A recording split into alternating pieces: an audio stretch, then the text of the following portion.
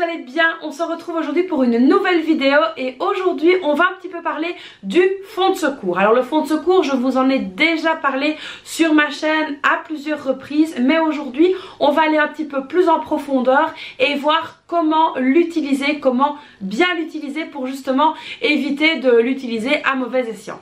Alors évidemment, pour vous constituer le fonds de secours, moi je conseille toujours pour les personnes qui n'ont pas 1000 € qui tombent du ciel comme ça, c'est d'essayer de le faire petit à petit, donc de mettre chaque mois quelque chose dans l'enveloppe fonds de secours afin de vous le constituer. Alors il faut évidemment remettre un petit peu tout ça en place. Donc le fonds de secours, qu'est-ce que c'est? C'est donc tout simplement une réserve d'argent qu'on va donc se constituer, qui va nous servir à régler des dépenses imprévues, des dépenses importantes, ou tout simplement des dépenses auxquelles on aurait dû faire face avec une carte Visa si on n'avait pas eu justement ce petit apport là sur le côté. Alors moi personnellement j'ai donc décidé de mettre 1000 € dans mon fonds de secours. Pourquoi? Parce que 1000 € ça correspond donc à 2 électroménagers qui vont donc lâcher en même temps. Alors c'est vrai que moi mon fonds de secours je le fais donc petit à petit, donc chaque mois je mets de l'argent dedans et puis évidemment s'il reste de l'argent dans mes enveloppes, alors ce n'est pas vraiment le cas pour le moment, je vais donc compléter avec ce fameux fonds de secours. Donc ici moi j'ai pris cet exemple de 2 électroménagers qui vont tomber en rade en même temps, parce qu'en général ça va rarement seul ces petites choses là. On a souvent le four qui tombe en rade et puis la plaque ou le frigo, voilà des choses qui sont, je veux dire, un petit peu incontournables dans une maison. Et donc je me suis basée sur 2 électroménagers pour pouvoir me dire bah tiens je vais mettre 1000 € de côté. Alors il y en a qui vous diront qu'elles vont peut-être mettre 500 €, d'autres 1500, d'autres 2000. Ça c'est vraiment un petit peu à vous de voir ce que vous décidez de mettre de côté. C'est un petit peu à vous de définir quel est le montant qui va vous permettre de dormir sur vos 2 oreilles. Alors évidemment vous vous posez sûrement la question dans quel cas utiliser ce fameux fonds de secours. Donc comme je vous l'ai dit précédemment, si vous avez une dépense vraiment imprévue et un petit peu urgente, je vais dire ça comme ça, c'est donc à ce moment là que le fonds de secours rentre en ligne de mire.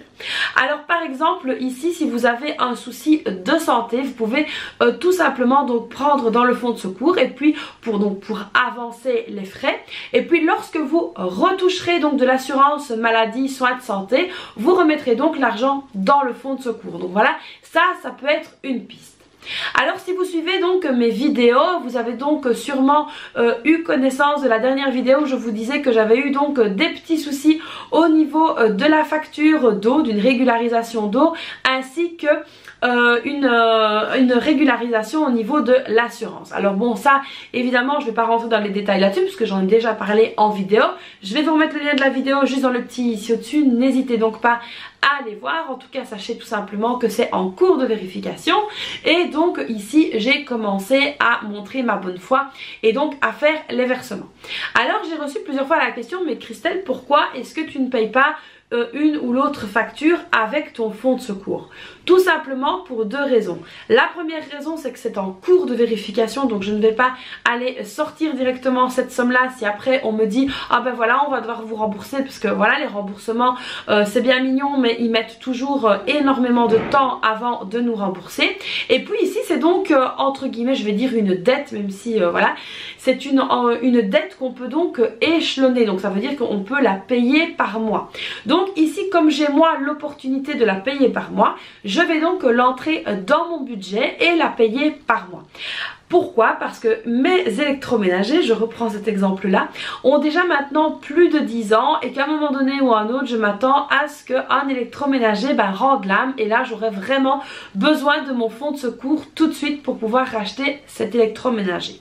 Donc ici voilà pourquoi je n'utilise pas le fonds de secours dans ce cas là, mais voilà pourquoi je préfère donc échelonner. Si vous avez là l'opportunité donc d'échelonner des paiements que vous devez, à condition que ça ne mette donc pas à mal votre budget, n'hésitez donc pas à échelonner ces paiements et gardez le fonds de secours sur le côté bien au chaud. Comme ça, si vous avez vraiment besoin de quelque chose, d'une dépense urgente, vous avez toujours cette petite bouée de sauvetage.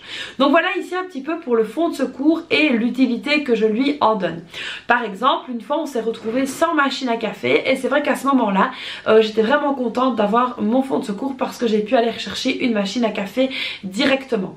Alors évidemment, on peut prendre ce montant-là dans une autre enveloppe, par exemple dans l'enveloppe alimentation, mais ça déséquilibrera donc le budget alimentaire pour le mois, ce qui n'est donc pas une bonne chose. Donc voilà, il faut vraiment essayer un petit peu de bien réfléchir, de penser à quoi est donc utile le fonds de secours. Est-ce que vous pouvez donc prendre cet argent-là pour telle ou telle dépense? C'est vraiment à vous de voir. Moi en tout cas, je vous conseille d'utiliser le fonds de secours seulement pour des dépenses urgentes et des dépenses qui pourraient éventuellement vous mettre dans les ennuis, comme par exemple les soins de santé ou tout simplement des électroménagers. Alors c'est vrai que c'est mon exemple le plus concret parce qu'en règle générale, quand on a besoin d'électroménager, qu'on se rend dans un magasin d'électroménager, on nous propose très souvent une carte de crédit pour pouvoir les payer. Mais attention à ces fameuses cartes de crédit, qui dit carte de crédit dit donc ouverture de crédit et vous avez donc des intérêts. Donc faites très attention à ça.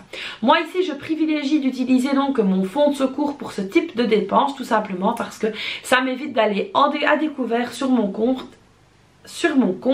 et ça m'évite également d'avoir cette tentation d'aller donc prendre une carte de crédit pour ce type de dépenses.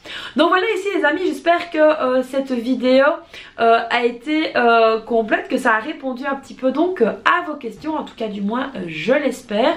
J'espère donc que cette nouvelle vidéo vous aura plu. Alors comme d'habitude, vous savez, vous n'hésitez pas à liker la vidéo, à vous abonner à ma chaîne, à activer la petite cloche, à me laisser un petit message, un petit commentaire si vous ne savez pas quoi mettre, un cœur, une fleur ou ce que vous voulez. Moi je vous fais donc plein de bisous et puis je vous dis à très vite pour une prochaine vidéo. Bye bye!